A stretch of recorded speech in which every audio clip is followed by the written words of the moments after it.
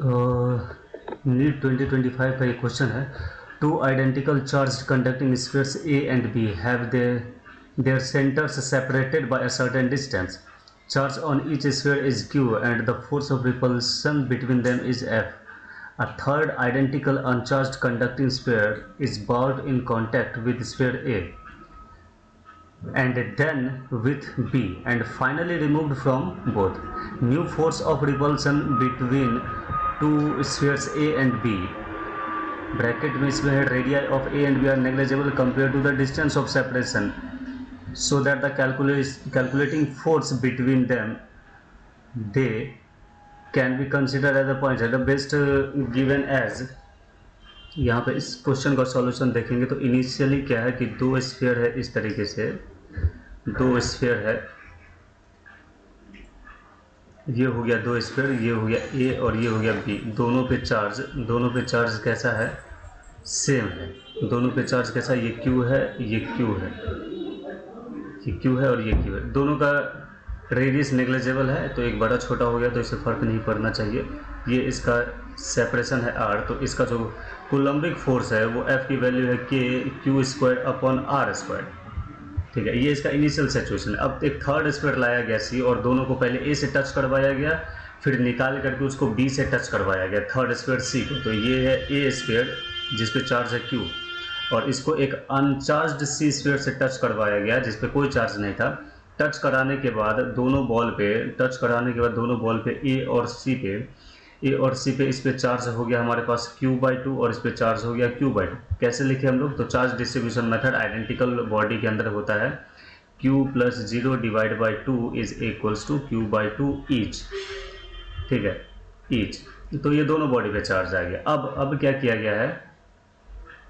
किया गया, इसको अगेन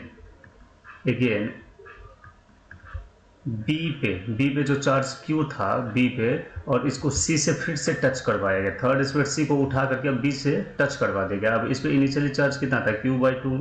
तो इसका जो हमारे पास जो बॉडी पे जो चार्ज आएगा इन फाइनली वो यहाँ पे कैलकुलेट कर सकते हैं हम लोग, यही प्रोसेस से एवरेज चार्ज डिस्ट्रीब्यूशन से, दैट इज Q + Q/2 और इस सब का बाई 2। तो ये वैल्यू आ जाएगा हमारे पास 3Q/2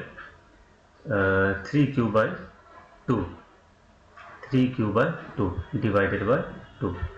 ठीक है, तो ये इसका चार्ज हो गया, और इसको ध्यान से अगर हम लोग लिखेंगे तो ये हो जाएगा हमारे पास 3Q/4 ईच। मतलब कि बी वाले बॉल पे और सी वाले बॉल पे अब जो चार्ज आया है वो है 3Q/4 और ये है 3Q/4।